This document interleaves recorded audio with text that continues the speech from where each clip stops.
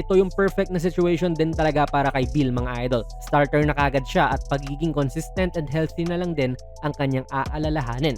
Fully loaded na talaga itong Clippers team na ito. Papalag na talaga sa Westo mga idol. Harden sa 1, Beal sa 2, Kawhi sa 3, John Collins sa 4, tapos Zubats naman po sa gitna. Napaka-solid nitong starting 5 na ito tapos mukhang wala namang magsasapawan. Si James Harden ay hindi naman na yung high-scoring na guard tulad dati at more of a point guard na talaga siya ngayon. Paminsan syempre magte-take over siya sa scoring pero uno na nga talaga yan. Siguro spacing lang yung medyo concern mo rito kasi bibihira or halos hindi tumitira sa labas si Zubats. Then si Collins may bitaw naman from the outside pero hindi ko po masasabing high volume na yung 3.9 attempts per game niya mula sa 3 tulad nung ginawa niya last season. Para bumagay siya sa Clippers talaga feel ko dapat tumaas yung mga attempts niya sa labas.